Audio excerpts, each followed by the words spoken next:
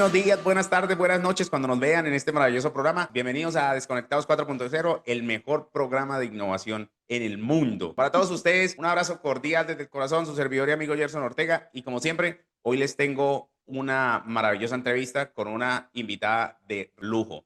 Hoy tenemos a María Fernanda Becerra Vargas, ingeniera industrial de la Universidad Francisco de Pablo Santander, fundadora de EI Expedition. No sé si lo dije bien, usted me corrige, María Fernanda, y actual directora Sí, sí, regional sí. de IIBA Latam.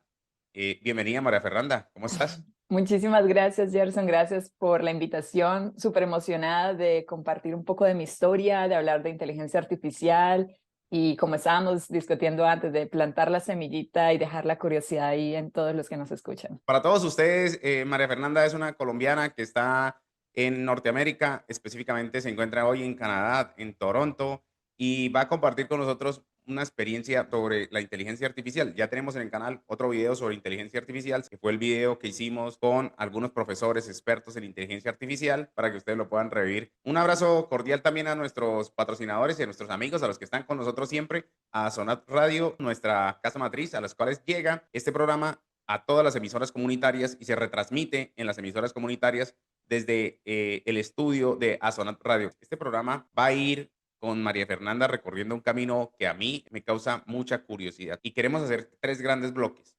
Un primero en donde vamos a explorar el perfil de María Fernanda. Cuéntanos un poco la historia de María Fernanda. Un segundo bloque en donde vamos a hablar sobre el impacto de la inteligencia artificial en esta era moderna en la educación, en el sector productivo real y en otros sectores de la economía. Y un tercer bloque de una visión de futuro, que es una un poco prospectiva de lo que podemos hacer y ustedes ya me dirán, oye, definitivamente nos casamos con esa idea o definitivamente tenemos nuestra propia idea. Este es nuestro Desconectados 4.0. Aquí comenzamos este maravilloso viaje. Bienvenida entonces, María Fernanda, a este podcast. Gracias, gracias, Gerson. Comencemos entonces. Muy bien, María Fernanda, tu historia personal es bastante fascinante. De Cúcuta a Norteamérica, ingeniera industrial a experta en inteligencia artificial. Desde tu perspectiva, ¿qué momento o experiencia definió el camino que ibas a recorrer hoy? Bueno, respondiendo a tu segunda pregunta, no, nunca me lo imaginé. De hecho, nunca estuve en mis planes cuando estaba creciendo. Creo que nunca escuchamos de inteligencia artificial cuando estábamos pequeños, pero creo que el momento decisivo fue cuando estaba en el colegio. Yo estudié en el Mercedes Ábrego, también un colegio público, y tuve una de las mejores profesoras de matemáticas. Su nombre es Yolanda Bastos, y ella lo que hizo fue inculcar mucho amor por las matemáticas. Y para los que no sabían, las matemáticas es uno de los fundamentos de la inteligencia artificial. Entonces, cuando crecí, seguí interesada por ese mundo de las matemáticas, decidí estudiar ingeniería industrial, después empecé a trabajar como analista de datos. Cuando llegué aquí a Canadá, seguí trabajando en ese mundo y empecé a estudiar también el área de negocios, pero me di cuenta que el área de los datos también me fascinaba. Y cuando me di cuenta que realmente eso era lo que me encantaba, me fui de lleno por la maestría de inteligencia artificial. En paralelo estuve haciendo uno que otro trabajo en inteligencia artificial, pero después de la maestría ya fue cuando empecé mi trabajo de lleno como estratega de negocios en inteligencia artificial para una empresa de software. Siento que fue ese punto decisivo, ese amor a las matemáticas, y ahí viene el rol del profesor, ¿no? Como a veces no se dan cuenta del impacto que están haciendo en sus estudiantes, pero para mí eso quedó marcado de por vida. Sí, hay una cosa que dicen algunos expertos y es que un buen profesor anima y un discreto Ujú. profesor puede destruir ideas. Entonces, para nosotros Sí. eso tiene mucho sentido porque tú estás dando una visión real de tu mundo y de tu perspectiva y motivada por una excelente profesora que pudo sacar Ujú. esa chispa que llevamos todos dentro. Pero oye, me causa mucha curiosidad, ¿qué hace un analista de datos? Datos pueden venir de muchísimas formas. Hay muchas personas que creen que datos son solamente números. De pronto, lo que pagas en un restaurante. Eso sí, el valor que pagas es un dato, pero datos también puede ser una imagen, un correo. Todo eso está lleno de datos. Hay diferentes tipos estructurados. Cuando tú los ves en una tablita, por ejemplo, cuando jugábamos Stop, que eran nombre, apellido, color, fruta, esos serían datos estructurados. Tienen una forma, columnas, filas, pero hay datos que no son estructurados. Cuando entras a Instagram, cuando entras a Facebook, que ves imágenes, videos. Esos imágenes y videos que ves también son datos. Y lo que pasa es que no vienen tan fáciles de analizar como la fruta y el color que estaba mencionando. Entonces, un analista de datos lo que hace es revisar esa información y decir, bueno, esa persona se consumió 5 manzanas el mes pasado.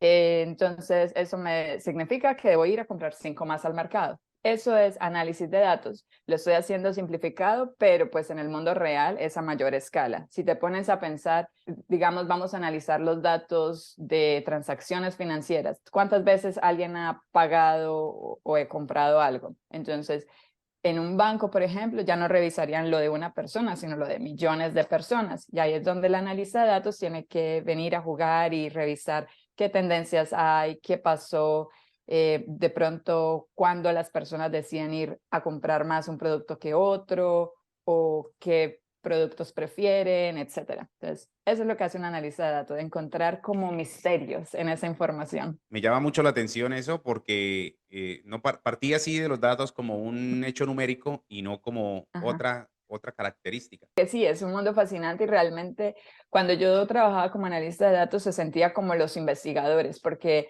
a veces lo que pasaba es que venían con el problema, decían, no, las ventas subieron o las ventas bajaron, pero ¿por qué? No sabemos. Entonces ahí es donde el analista de datos tiene que ir a revisar todas esas informaciones, transacciones, revisar históricos y ponerse su sombrero investigador para encontrar algo en medio de eso. Entonces es como que retador y creo que eso era lo que me gustaba de esa actividad. Oye, has logrado posicionarte en un campo dominado históricamente por hombres. Vemos todas las imágenes de esos fundadores de PayPal y todos son hombres, no hay una sola mujer ahí. En el contexto internacional debe ser más difícil. Siendo latina, debe Ajá. ser el doble de difícil o el triple. ¿Cuáles fueron esos obstáculos más difíciles que enfrentaste como mujer, como latina, en un ecosistema norteamericano distinto al nuestro? Ujú. ¿Cómo pudiste romper esas barreras y hoy estar ahí ya metida en la Sí. arena? Yo creo que todo empieza con creérselo uno mismo, no dejarse llevar por lo que uno ve, sino cambiar esa mentalidad. Yo tuve la suerte de haber sido criada por una mujer, mi mamá, ella es madre soltera, mi abuela, creo que mi abuelo murió cuando tenía yo como 5 años, entonces siempre crecí viendo figuras femeninas muy fuertes. Yo veía a mi mamá cambiar la llanta del carro y yo, wow.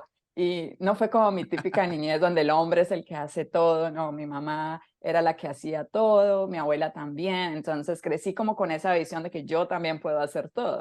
Creo que eso afectó cómo pensaba y me hizo creer, bueno, si ellas hacían todo, yo también puedo hacerlo. Y ya cuando llegué aquí a Canadá, lo que sí fue difícil fue entender un poco la cultura, porque en Colombia por lo menos yo estaba acostumbrada a utilizar la misma hoja de vida, enviar la misma hoja de vida a todas las empresas, me llamaban, bueno, era como un poco más sencillo. No sé si era por el hecho de que había estudiado bastante y de pronto podía acomodar la hoja de vida. No, no tengo idea por qué me llamaban, pero cuando llegué aquí a Canadá no me llamaban, nadie me llamaba. Entonces pasé casi 2, 3 meses durante la pandemia estudiando muchísimo cómo hablar en las entrevistas, cómo arreglar mi hoja de vida. O sea, fue todo un proceso de volver a aprender y adaptarme. Pero lo que te decía, o sea, es un proceso también de mentalidad, de decir, yo también puedo hacerlo, solamente debo estudiar un poquito más y ponerme a hacerlo.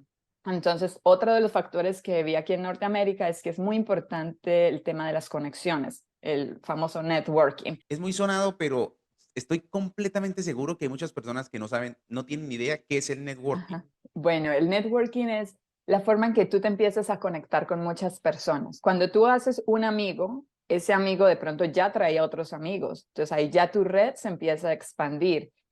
De pronto ese amigo del amigo tiene un trabajo disponible y como tú ya hablaste con tu amigo sobre tus necesidades, lo que tú estás buscando, ya sea laboral o personal, ya ese amigo te va a tener presente y sabe que de pronto, oye, mi amigo está buscando una persona con tu perfil, los voy a conectar. Entonces, es ese hecho de crear como una red que se va expandiendo a medida que tú vas conversando con otras personas. Aquí hay algo súper clave y es que hay que mencionar que no se debe pensar de una forma transaccional directa, sino es ida y vuelta, ¿no? Por ejemplo, cuando tú vas al banco, tú no puedes sacar dinero si antes no has puesto dinero. Ok. Entonces, es lo mismo con los amigos o con esas conexiones que vas a hacer. Tú no puedes esperar algo de ellos si tú no has puesto tu grano de arena también. No puedo ir a decirle a Gerson, oye Gerson, ayúdame a conseguir un trabajo, si yo no he ido cultivando esa relación con Gerson, no sé, a través de tal vez asistiendo a una clase o manteniendo la conexión, saludándolo de vez en cuando. No podemos esperar algo de alguien si yo no he puesto mi ayuda también para ellos. Entonces, creo que es un mensaje que funciona para todo, no solamente Sí, para las conexiones, sino sí. con los amigos, familiares, etcétera. Pero sí, con el networking me di cuenta que aquí en Canadá es súper importante y cuando yo llegué, pues me daba muchísima vergüenza escribirle a alguien porque era como que yo sentía que les estaba molestando y decía, no, les voy a quitar el tiempo, pero a través de ese estudio que les comentaba, que me tocó leer sobre entrevistas, hojas de vida, etcétera, me di cuenta que no, realmente no les estoy quitando el tiempo. Ellos están dispuestos a ayudar a un inmigrante y en el futuro yo tal vez pueda ayudarlos o desde mi experiencia que traigo de Colombia también puedo colaborarles con alguna pregunta que ellos tengan. Pero sí, el networking es súper importante, escribirle a las personas, así uno no las conozca. Creo que cuando uno inmigra tiene que dejar el ego de lado y entender que uno es nuevo y que otras personas pueden ayudarlo. Está bien, me parece maravilloso la idea y lo que compartes con nosotros es demasiado interesante. Me parece que puede ayudarnos a entender un poco más de esa cultura que es realmente muy distinta a la nuestra. Y es verdad, un poco si no lo pides es porque no lo necesitas. Si tú lo pides, aquí estamos para ayudarte. Pero Exacto. ese es como el mensaje, ¿no? Yo sé que tú eres embajadora Woman Smart. Estás en ese proceso de ser un rol de una mujer bastante empoderada y has identificado patrones culturales, digamos, de Latinoamérica y cuáles, digamos, desde tu perspectiva son los que han limitado la participación femenina en tecnología. Antes de dar mi opinión, solo quiero mencionar que como dato curioso, únicamente 27% de las personas que trabajan en tecnología son mujeres. Y si empezamos a ir más abajo de cuántas trabajan en inteligencia artificial, el número se vuelve menor. Así que si hay mujeres escuchándome, por favor, revisen ese tema, es maravilloso, no es tan intimidante como parece. Y ahí es donde viene la pregunta que me hacías, porque creo que no hay tantas mujeres. Bueno, por uno, creo que no tenemos suficientes modelos a seguir. Cuando uno va creciendo, no ve tantas mujeres en ingeniería. Si lo que tú mencionabas, los CEOs de PayPal o todas estas empresas de tecnología son hombres, entonces inconscientemente uno de mujer empieza a creer, de pronto no pertenezco en esa área, de pronto eso no es para mí. Y ya cuando uno está en el proceso y las que deciden empezar el proceso, de pronto a veces se sienten confundidas, no entienden un tema muy específico y en vez de pedir ayuda solamente nos cerramos y no continuamos el proceso. Entonces puede ser eso, como que no hay una red de apoyos y no tenemos suficientes modelos a seguir. Y por eso es que ese programa existe, el de Women Tech Makers, es un programa patrocinado por Google donde buscan que las mujeres ayuden a promover el rol de las mujeres en tecnología. Entonces nosotros hacemos sesiones, eventos, también podcasts, charlas, etcétera, para enseñar sobre toda la tecnología de Google, para hablar sobre tecnología en general y ayudar a que ese miedo de que este mundo parezca intimidante se vuelva algo más cercano a las personas. María Fernanda nos decía que si hay mujeres viendo este video, este podcast en este instante, que escriban y dejen sus comentarios. En nuestras estadísticas del canal de YouTube, el 50% de las personas que ven estos videos nuestros son mujeres. Entonces sí Oye, tenemos qué ahí bueno. muchísimas mujeres que van a estar viendo Súper. esto y creo que el mensaje es directo para ellas, ¿no? Hay que Ujú. atreverse, romper ese miedo, ese pánico que a veces nos Sí, cuesta, ¿no? Que a veces nos cuesta mucho. No juzgo eso, pero sí nos cuesta mucho porque todos somos presa del miedo, ¿no? Y es parte de nuestra vida, ¿no? exacto. Y por Bueno, eso es que necesitamos esa red. Lo sí, siento por cortarte, pero sí, por eso es que necesitamos no, esa red de apoyo. Así que traten de unirse como mujeres con sus amigas, reúnanse, hablen de este tema, porque es algo muy importante que les va a impactar muchísimo la vida. No sé si saben, pero los empleos en tecnología son de los mejores pagados y ahora muchas empresas en Norteamérica están buscando talento en Latinoamérica. Entonces, aprovechen todo este boom de tecnología, estudien bastante y no tengan miedo. Y cualquier cosa que estoy pendiente. ¿Podrías compartirnos alguna anécdota de estos sitios de trabajo, de tu trabajo en, por ejemplo, en TD que yo sé que Ujú. estuviste trabajando en TD donde tu perspectiva latina, nuestra perspicacia, haya aportado una solución innovadora en alguna situación que para otras culturas es compleja? Acá tal vez las personas están acostumbrados a hacer el mínimo, no puedo generalizar, pero muchas de las personas con las que he trabajado como que se encargan de hacer su actividad y ya. Nosotros en Colombia estamos acostumbrados a hacer de todo. Entonces, a veces tenemos un rol, pero tenemos que hacer el de la otra persona, el del compañero, Claro, que si se va de vacaciones, que si mi jefe no está, o sea, uno aprende de todo y claro. uno hace de todo y uno no se queja. No, no, no se Entonces, queja. exacto. Entonces, cuando yo llegué aquí a Canadá, en mi primer trabajo, pues yo no sé, sentía que terminaba el trabajo rápido, el que era el mío, y veía muchas oportunidades de mejora de toda mi experiencia que había visto en Colombia y proponía ideas y mi jefe le gustaba eso, entonces rápidamente logra uno posicionarse como un buen trabajador. De hecho, hay muchas personas que les gusta cómo trabajan los latinos por eso mismo, porque no nos conformamos con hacer lo mínimo, sino como que apuntamos a la excelencia y hacer las cosas que nos toca hacer, pero mucho mejor.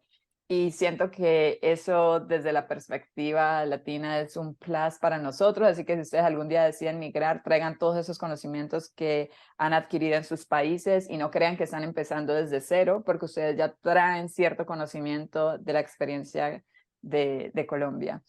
Y bueno, sí, eso fue una de las experiencias allá. Otra de las historias que puedo contar es que mi jefe me dijo, es que no recuerdo bien la historia, pero era algo así como que ¿por qué no automatizamos una parte del proceso?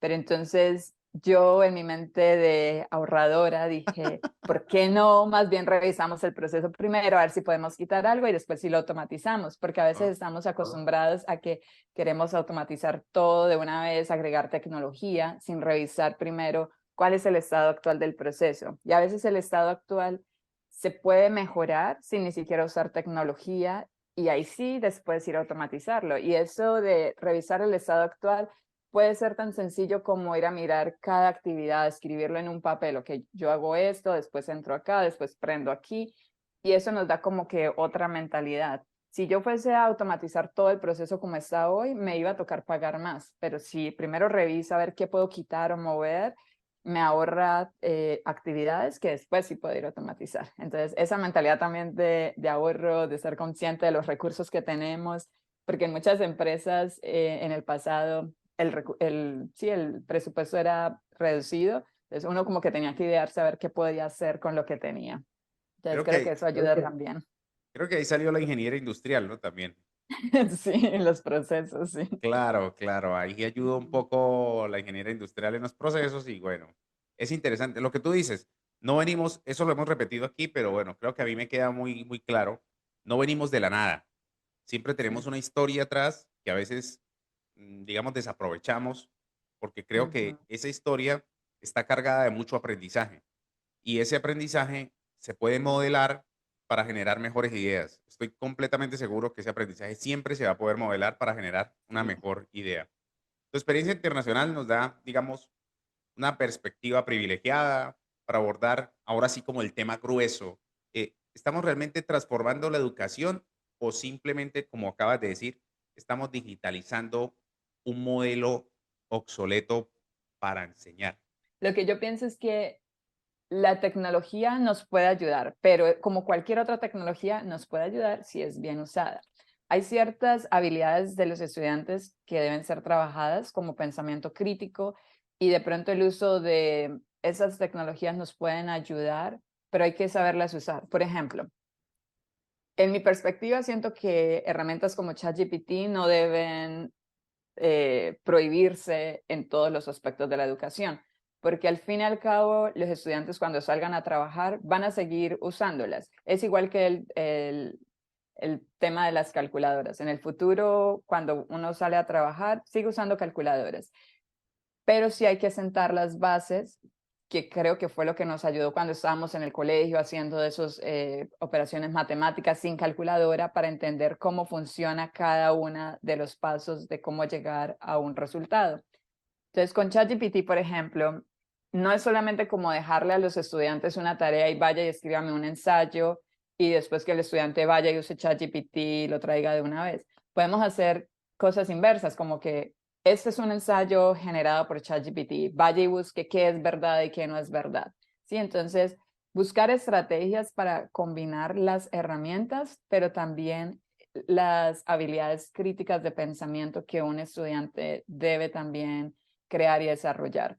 Mi perspectiva es que no deben prohibirse, pero sí deben integrarse de alguna forma con el currículum. Y bueno, en esta época ya es súper importante que los estudiantes empiecen a aprender cómo usar las herramientas y siento que ahí hay una brecha muy grande porque los estudiantes saben de esas herramientas, pero de pronto en el currículum no viene incluido cómo hacer un prompt, cómo interactuar con esas herramientas, para qué sirven y para qué no sirven.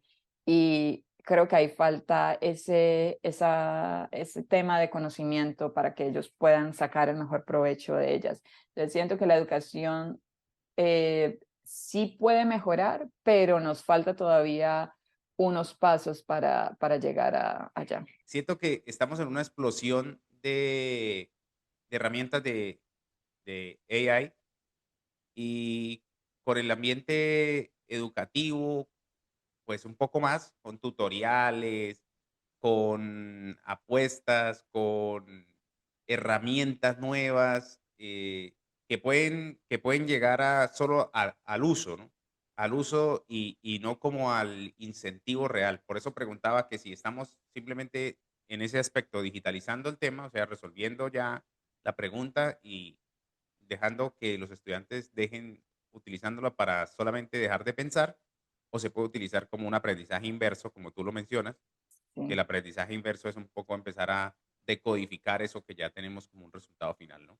Sí, Es y yo un siento que es esa parte que usándolo bien podemos llegar a un mejor estado. Y anteriormente hacíamos o producíamos fuego con palos y piedras. O sea, hoy en día no hacemos lo mismo. O sea, ya no sabemos cómo hacer eso. Muchas personas no sabemos cómo hacerlo, pero eso no nos ha quitado como las habilidades de poder hacer otras cosas. Entonces, sí, algunas habilidades de pronto se pueden quedar en el pasado, pero otras habilidades nuevas se van a desarrollar. Entonces, sí es un proceso nuevo, una nueva forma tal vez de ver la vida, de trabajar. Entonces, creo que en esa parte hay que repensar cómo interactuamos y qué es lo que realmente necesitamos y cómo desarrollar esas habilidades que sí van a ser más importantes. De pronto, el hecho de ir a resumir un libro de 1000 páginas ya no va a ser una habilidad tan importante, pero el hecho de poder sacar una conclusión de ese resumen sí lo va a hacer o de conectarlo con otra parte de nuestro día a día. Tú tienes la experiencia de trabajar, digamos, en América Latina, tienes la Ujú. experiencia de trabajar en Norteamérica. ¿Cuál es esa brecha crítica entre lo que enseñamos en nuestras universidades o lo que enseñamos en América Latina y las habilidades que realmente está demandando el mercado de la inteligencia artificial?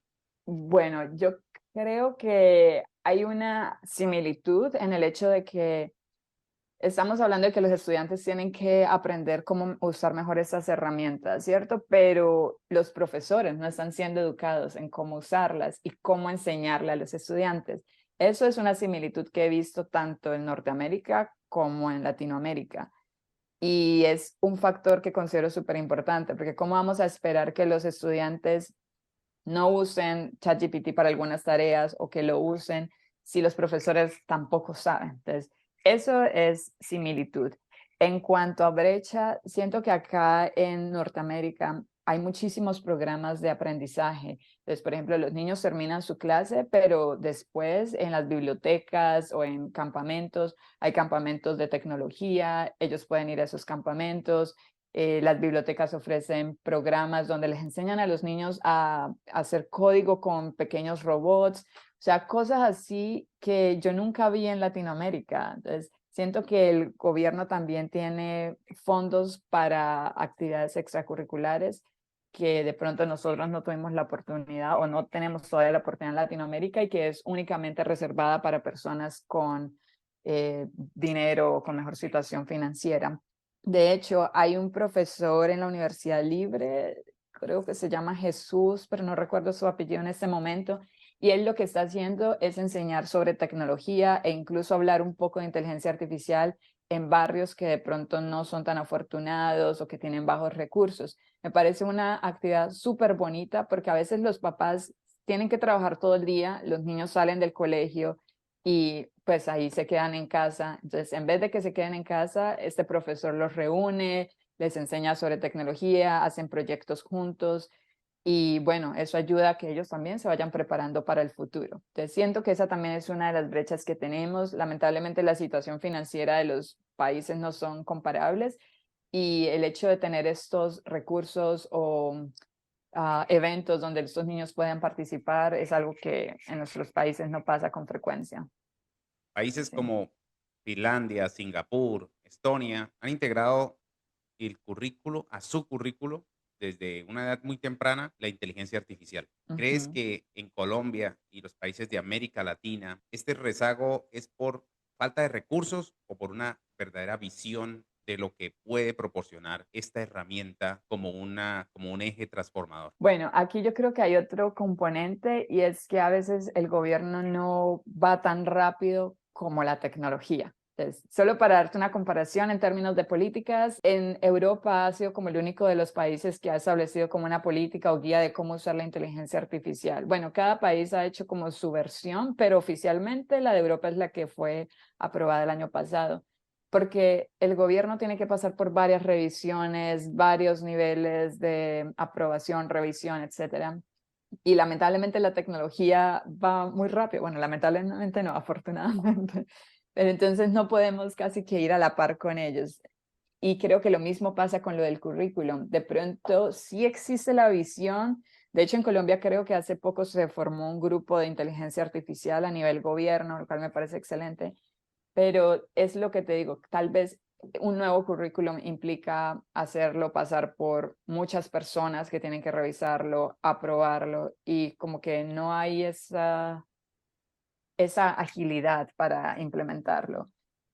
Hace poco Estados Unidos también empezó a incluir lo de inteligencia artificial para el currículum.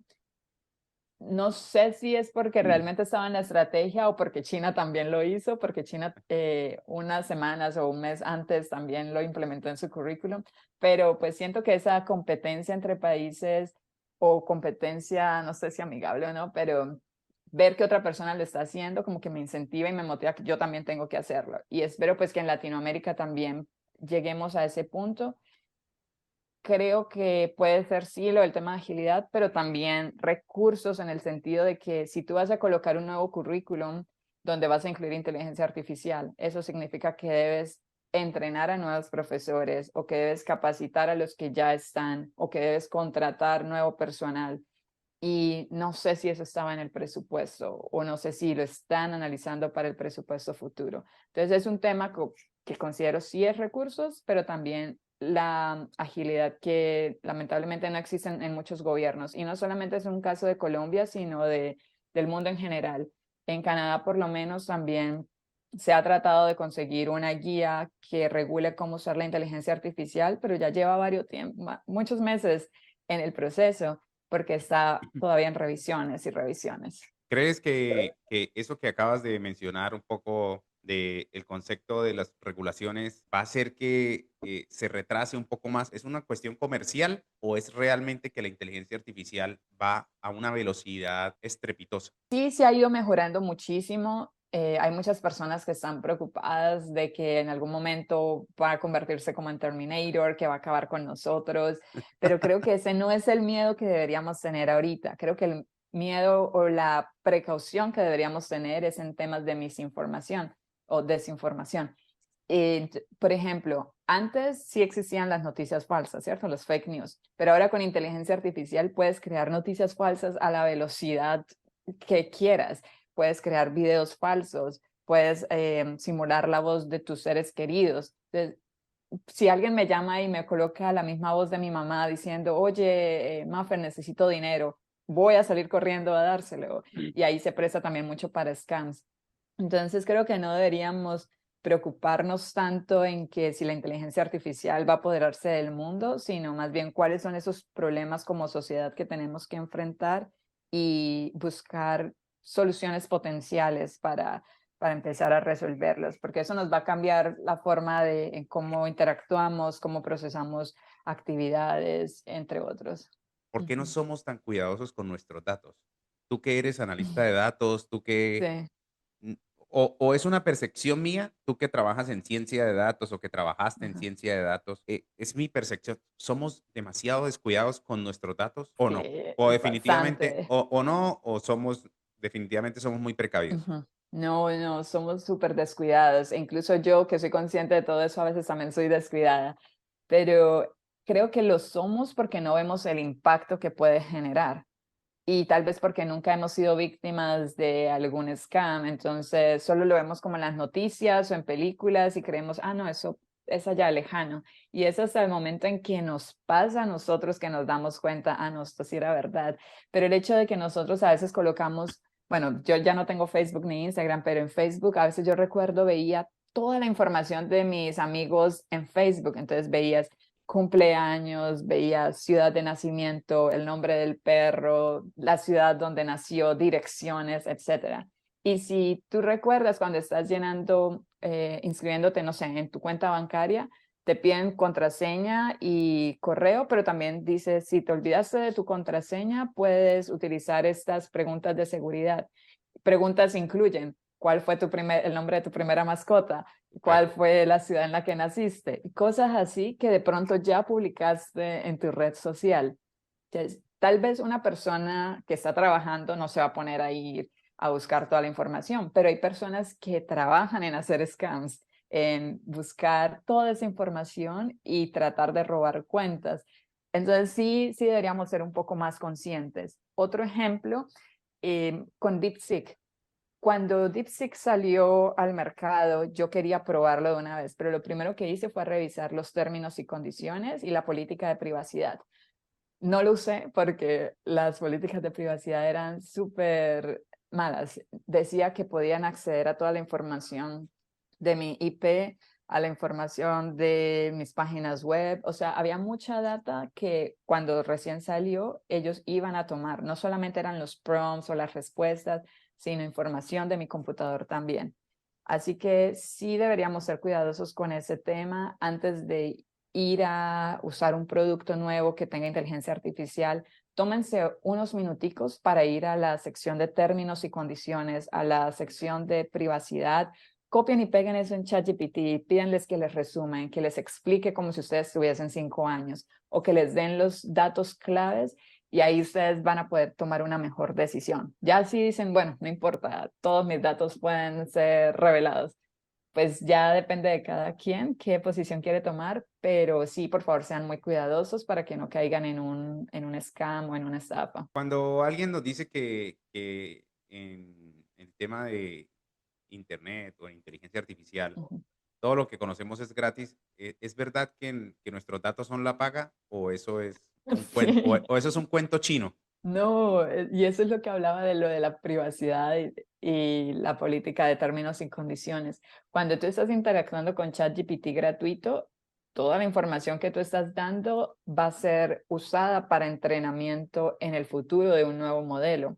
Para dar más explicación a los que nos escuchan, un modelo de inteligencia artificial funciona porque se le ha pasado muchísima data que existe en el mundo. Entonces, lo que hablábamos de la data puede venir en forma de imágenes, videos, texto, audio, etcétera. Entonces, toda esa información se le pasa a una fórmula que después va a ver cómo a calcular cuál es la mejor predicción que debo dar. Entonces, si estamos dando nuestra data, toda esa data va a ser usada para ese entrenamiento. Si tú estás pasando, no sé, números de teléfono, si estás pasando información de datos bancarios, información de tus, no sé, de tus pagos, salario, etcétera, todo eso queda ahí ahora para ChatGPT o OpenAI, usarlo en el futuro, entrenar estos modelos y utilizar sus fórmulas para predecir. Y puede que información que yo di, Gerson la vaya a ver. De pronto él no la pueda enlazar con la información totalmente que soy yo, pero pues existe ahí y existe la posibilidad de que se pueda generar. Entonces sí hay que ser también cuidadosos con esos términos y condiciones, porque si el producto es gratis es porque nosotros somos el producto. Sí, Este programa, a mí en lo personal, me parece muy fascinante. Creo que vamos a tener que hacer un programa sobre ciencia de datos y ciberseguridad. La gente sí, no tiene de verdad mucha conciencia del tema de la ciberseguridad. Creo que porque casi nadie habla de esto que nosotros hoy estamos hablando, de que hay que cuidar nuestros datos, que las claves bancarias pues no se pueden sí. entregar, que las claves de seguridad pues se pueden perder. Ujú. Digamos que retomando el tema nuestro educativo, muchos temen que la inteligencia artificial esté generando estudiantes dependientes de herramientas como ChatGPT, que es la más conocida, ¿no? Para resolver Sí. todo tipo de problemas, ¿no? ¿Cómo los educadores modernos Ujú. pueden fomentar realmente un pensamiento crítico en lugar de prohibir? Ya nos hemos dado cuenta que las prohibiciones siempre terminan en cosas ingeniosas, ¿no? ¿Cómo podemos convertir esto a nuestro favor? Bueno, yo creo que hay que buscar la estrategia también por diferentes áreas de conocimiento, diferentes materias, porque la estrategia que se usa de pronto para matemáticas va a ser diferente para ciencias. Pero incluso antes de ir a ese punto, siento que debe haber como un taller para ellos, para que ellos aprendan cuándo se debe usar la herramienta, cuándo no usarla, qué herramientas son mejores para otros y cuáles no, porque ahí ellos van a entender que de pronto herramientas como ChatGPT no son muy buenas para matemáticas, porque ellos están tratando de predecir un número, no es necesariamente haciendo el cálculo detrás de escenas, cosas así. Creo que falta eso primero. Y ya después buscar la estrategia de cómo integrar ese producto en las clases. Entonces, por ejemplo, acelerar el conocimiento a través de las herramientas. En vez de decir, ok, ahora tienen que hacer este taller en sus casas, háganlo ahora aquí en clase, utilicen las herramientas, revisen las fuentes. O el ejemplo que daba anteriormente, en vez de decirles vayan y creen un ensayo, denles un ensayo a los estudiantes y pónganlos a que busquen qué parte del ensayo sí es verdad y qué fue generado por herramientas de inteligencia artificial. Creo que ahí sí es un poco complicado el tema, pero hay que buscar estrategias que permitan la integración de esas herramientas. OpenAI tiene una sección para educadores y esa sección explica cómo los profesores pueden incluir esa herramienta en sus aulas, en sus salones.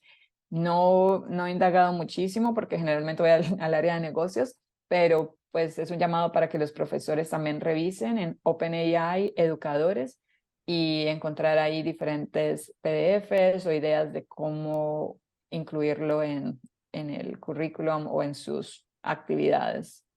Bueno, eso me parece bastante interesante y me Ujú. comprometo a dejarlo aquí en la cajita de los comentarios, el enlace para que vayan directo a OpenAI. Tú has trabajado también en el sector real, en el sector productivo. ¿Cuáles son esos errores más comunes y más costosos que has encontrado en las organizaciones para adoptar tecnología? Bueno, yo creo que la brecha de adopción de inteligencia artificial o de tecnologías en general es que no hay una sinergia entre los trabajadores, liderazgo y el área de tecnología.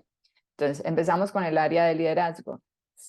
Sí, empezando, si el jefe, el CEO de una empresa no está a bordo de implementar tecnología del valor que va a traer, ya de por sí fracasamos. O sea, no va a ser exitoso y si es exitoso va a tomar más tiempo. Pero entonces, eso es lo primero. Hay que asegurarse que los líderes que están en el top, en la parte de arriba, sí estén a bordo con la idea. Segundo, la parte de los colegas o de las personas que trabajan en una empresa. Estas personas están confundidas, no saben qué impacto va a tener la tecnología. A veces las empresas crean políticas o guías que son súper restrictivas Entonces las personas no saben si de pronto uso esta herramienta, me van a penalizar, si de pronto se enteran que estoy usando inteligencia artificial, me van a despedir. Entonces creo que ahí viene lo del jefe, lo del líder, que tiene que ser muy claro en el pensamiento y decir, mira, si vas a utilizar inteligencia artificial, vas a ser más productivo, nos vas a ayudar a generar más dinero, eso se va a convertir en mejores bonos para ustedes al final del año. Si ese mensaje es claro, las personas se van a sentir sí, más motivadas para poder ir a usar estas herramientas. La otra parte que mencionaba era la parte de tecnología.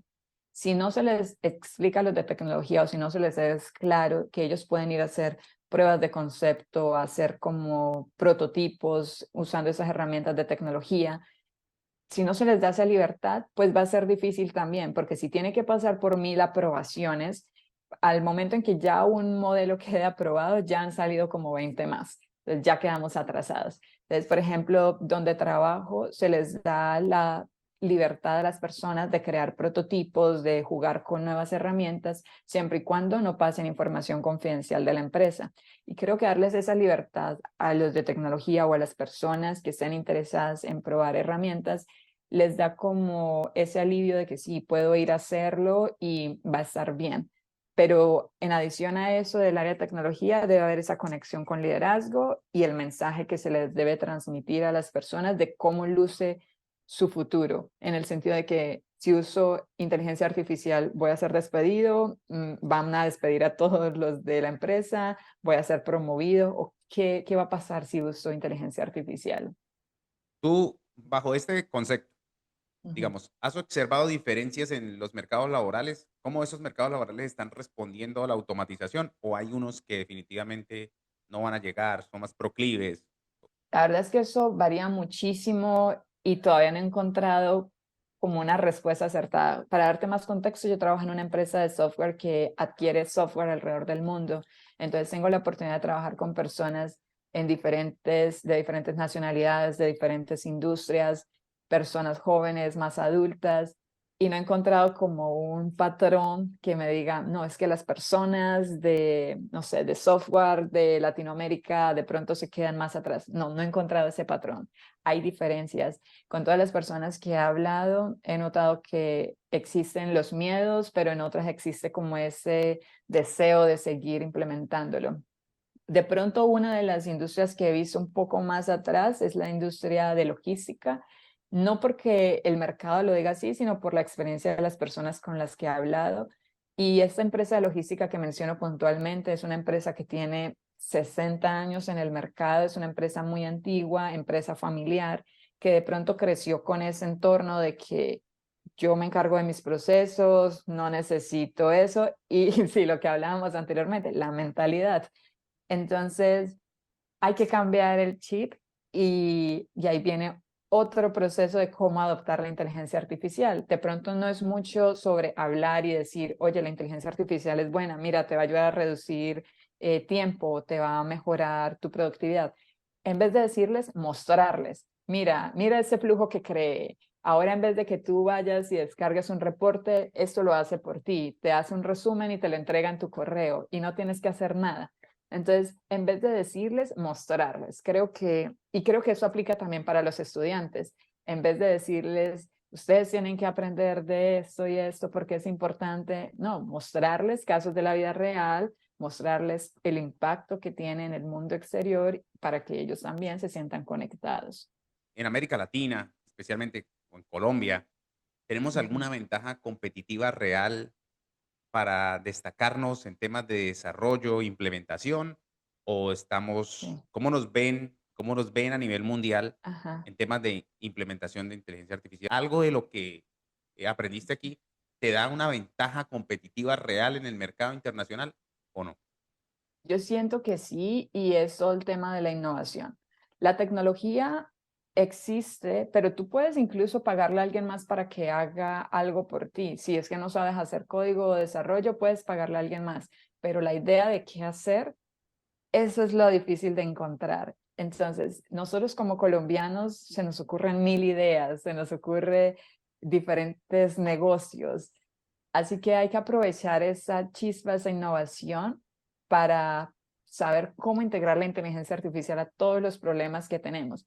En vez de nosotros estar quejándonos, no sé, como que no es que me pasó este problema, no encuentro amigos en la ciudad o algo así. Entonces, a partir de esos problemas, ingeniémonos algo que se pueda crear y utilizando la inteligencia artificial podemos solucionar un problema. Pero siento que los colombianos somos muy creativos, somos muy ingeniosos y ese es el secreto de proyectos que sean exitosos, porque problemas que son comunes de pronto no van a hacer tanto impacto, de pronto alguien más ya lo pensó, de pronto una empresa gigante ya lo desarrolló, pero esos problemas que vivimos en el día a día de, por ejemplo, cómo manejar las finanzas de una tienda de barrio que no puede pagar un software grandísimo porque de pronto no tiene ni siquiera un computador, que todo lo que usa es un celular. ¿Cómo podemos usar la inteligencia artificial y conectarla a un celular para que maneje todos esos finanzas de una tienda de barrio? Cosas así que nosotros estamos expuestos, que una persona americana no va a entender. Eso es lo que nos va a dar ese plus para desarrollar algo. Y ahora hoy en día hay aplicaciones o plataformas que son lo que llaman low code, significa que no necesitan escribir código para ir a poder desarrollar algo y nos ayudan a crear prototipos o como una fase inicial de lo que es un producto. Y ahí les dejo otro recurso de una organización que se llama Lab 10. Es una organización que está siendo organizada por Drora, que es una empresa colombiana, una startup colombiana. Todos los jueves a las 7 de la noche hora Colombia, ellos se reúnen y desarrollan un producto utilizando inteligencia artificial. Todas las grabaciones están en la página web de ellos. Generalmente lo hacen con productos gratuitos, así que uno puede ir y probarlos. Así que les recomiendo muchísimo revisar esa página. Yo te envío ahorita el enlace para que lo agregues ahí también, Muy bien. porque esas herramientas de hoy en día nos permiten cerrar esa brecha de lo que hablábamos, de Sí, que de sí. pronto no tenemos el conocimiento de desarrollo de código, pero tenemos la idea, entonces con esas plataformas podemos ir a crear algo nuevo. Herramientas como N8N o Sí. Lovable, son herramientas que son súper buenas para desarrollar esos prototipos y ayudar a que ese ingenio colombiano pueda volverse una realidad y no se quede solamente en una idea. Creo que nuestra mayor fortaleza sí está en la recursividad, en la Ujú, innovación. Somos exacto. capaces de crear cosas con muy poco y esa es una fortaleza que debemos explotar al máximo en el mundo, digamos, ¿no? Las grandes tecnologías como Google, Microsoft, OpenAI deben temerle a Quen, deben temerle a, a China Ajá. o no. Ah, creería que sí, y creo que ellos ya están, tal vez no con miedo, pero sí con precaución, porque hay una gran diferencia entre las formas en que nuestros países operan. En Norteamérica, por lo menos, las empresas tienen la libertad de ir a crear sus productos. Ves que OpenAI compite con Anthropic y otras empresas. En China es un poco más centralizado, por lo que he leído. Es el gobierno quien dicta qué se hace, cómo se hace, qué data se recopila, etcétera. Entonces siento que tener, otra vez lo que decíamos, ese apoyo de liderazgo, de impulsar algo, va a acelerar más la adopción. En Estados Unidos es más como descentralizado en el sentido que cada empresa decide qué hacer, cómo hacerlo. En China es como que hay una visión y hay que llegar allá rápido. El otro tema es que en China hay muchísima data, por lo que hablábamos que el gobierno recopila data de tu celular, incluso de tu iris, cuando tú vas a entrar al bus, colocas tu rostro y puedes pasar. Todo ese tema de esa data es recopilada también a nivel gobierno y permite crear estos modelos que son mejores o de pronto más avanzados. Entonces, tal vez no es miedo, pero sí precaución en el sentido en que sí va a haber como una competencia de, de ingresos, de aceleración, de tecnología, pero creo que nosotros como usuarios nos beneficiamos en el sentido en que si China, por ejemplo, no hubiese desarrollado DeepSeek, todavía las empresas norteamericanas tal vez hubiesen quedado en un estado más lento de crecimiento, pero llega China, que con menos recursos es capaz de desarrollar un modelo tan bueno como los de Norteamérica. Entonces, claro, crea esa competencia y se empieza a acelerar otra vez el desarrollo de nuevos modelos, nuevos productos. Entonces, sí debería ser un tema de precaución, pero nosotros como usuarios siento que nos beneficiamos de eso. Y no Sí, hemos hablado tanto de la humanidad, ¿no? Porque solo hablamos como de la precaución, hablamos de cómo puede sí, ayudar en educación, pero, o sea, es que sí, sí, tenemos, mejor dicho, que hacer otro podcast y hablar de todo el sí, impacto a nivel muchísimo. social, a nivel de salud, De la pronto lo inteligencia hacemos en Toronto. artificial, sí. De pronto lo hacemos Eso. allí en Toronto, digamos, en un face to face, pero Perfecto. yo siento que sí hay mucho más que hablar. Si tú pudieras ser, y entramos a nuestra fase final de este podcast, si hoy te nombraran asesora del Ministerio de Educación en Colombia sobre la implementación de la inteligencia artificial en el sector educativo, ¿cuáles son esas 2, 3 o 4 recomendaciones que sí o sí tendrían que tomar para poder, empezar con un navegar Ujú. mucho más inclusivo en el tema de la inteligencia artificial? Uf, esa pregunta es bien compleja, Gerson, pero bueno, creo que uno es el tema que hablábamos de educación. O sea, no podemos ir a enseñarle algo a los estudiantes si los que están enseñando no saben del tema, ¿cierto? Entonces, primero es eso, entender, ayudar a que los maestros estén Chequeado los profes. capacitados. Sí. Sí, Che exacto. Y no solamente ir a traer nuevo personal, de pronto sí va a ser necesario un nuevo profesor especializado en inteligencia artificial, pero es importante que los profesores que ya están hoy también puedan entrenarse y ser ayudados en capacitaciones. Eso uno. Dos, diría que hay que revisar cuáles son esos conceptos de inteligencia artificial que no van a pasar de moda, porque hay muchas cosas que en inteligencia artificial pasan muy rápido, pero hay temas claves como entender cómo funciona la inteligencia artificial generativa, cómo funcionan los modelos detrás de cámara, que no van a cambiar con el tiempo. Entonces, esos conceptos claves hay que poder explicárselos a los estudiantes para que ellos puedan tomar mejores decisiones al momento de escoger un producto. Obviamente, a todos los estudiantes no se les puede explicar de la misma forma, porque hay unos conceptos que de pronto son muy complejos, pero usar herramientas como inteligencia, como ChatGPT, puede ayudar a traducir eso en analogías. A veces los estudiantes más pequeños pueden aprender mejor con analogías, comparaciones, por ejemplo, decirles, no sé, crear un modelo de inteligencia artificial es como crear una torta. Tienes la data que de pronto son, no sé, la harina, los huevos y todo eso se va a mezclar. Sí, buscar como una forma de llegar a ellos de una forma más amigable. Eh, hacer código. Hay muchas personas, CEOs, jefes que dicen que estudiar código es obsoleto, que ya no se va a necesitar. Yo digo que no estoy de acuerdo y yo siento que debemos estudiar código o incentivar motivar a nuestros estudiantes a que estudien código, porque tal vez en el futuro no vamos a hacer código como se hace hoy en día, pero necesitamos entender qué está pasando detrás, necesitamos entender para qué es un loop, un if, todos esos conceptos y variables que vemos, para qué existen, por qué existen. Así que lo importante es entender qué está pasando detrás de cámaras. Y hay muchas herramientas que permiten a los niños incluso empezar a estudiar código. Una de ellas se llama Scratch.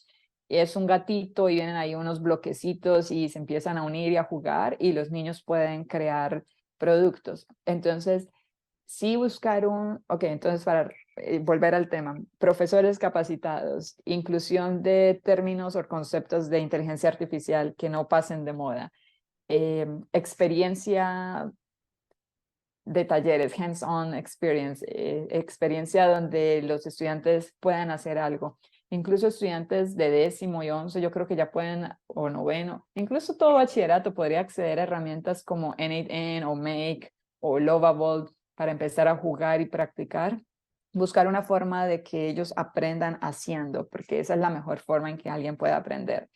Y cuarto, no sé cómo, pero trataría de buscar formas de incluir roles como modelos a seguir que estén en este mundo. TikTok, por ejemplo, los niños, los jóvenes están metidos en redes sociales todo el día. Entonces, ¿será que el Ministerio de Inteligencia Artificial o de Educación puede crear un canal de TikTok donde empiece a hablar qué es inteligencia artificial? Ok, Swipe, ¿para qué sirve? ¿Cómo lo uso en educación? ¿Cómo va a impactar tu futuro? Cositas así pequeñas que les llegue a ellos por todas partes, no solamente en el colegio, sino en sus celulares. Siento que sí, llegar a donde ellos están. Y ellos a veces en el salón de clases están en otro mundo dispersos, pero si llegas a su celular, tal vez podamos llegar a educarlos también un poco más. Entonces hay que buscar diferentes medios. Tienes un punto de vista muy interesante. No era muy fácil, la pregunta era muy complicada, para mí es muy complicada, pero Sí. creo que en inteligencia artificial también hay muchas Ujú, cosas que se dicen y generan una gran expectativa, pero las ujú, van sacando poco a poco, sí, ¿no? Es un tema bien interesante. He probado algunos agentes, yo he probado algunos agentes, incluso ajá, los chinos, y me causan mucha curiosidad porque sí hacen cosas, pero no son así tan vertiginosas como ajá. las que nosotros nos imaginamos. ¿Cuáles de estas tecnologías creen que tendrá un mayor impacto en el tiempo durante los próximos años? Sí, y bueno, cuando me refería a que la tecnología pasajera, me refería más específicamente a cómo los modelos van cambiando rápido, rápido. Entonces, no enfocarnos en un modelo, sino en el concepto detrás del modelo. Y aquí viene la respuesta a tu pregunta. ¿Qué recomendación o qué estudiar? Es importante estudiar las bases de la inteligencia artificial, que es Machine Learning. Incluso pueden utilizar ChatGPT para decirles explícame qué es Machine Learning de una forma sencilla, sin tantos conceptos avanzados, pero es importante saberlo, saber qué es una red neuronal, porque todo lo que pasa en el mundo de la inteligencia artificial generativa parte de ese concepto de redes neuronales y necesitaríamos otro programa para hablar de esto.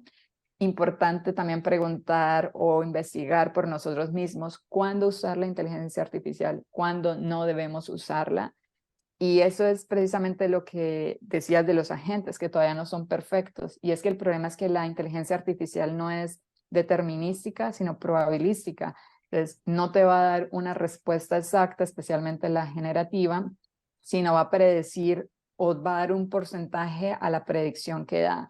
Entonces, siempre va a existir, o por lo menos hoy en día existe ese margen de error todavía, y por eso necesitamos humanos en el proceso que validen y revisen las respuestas.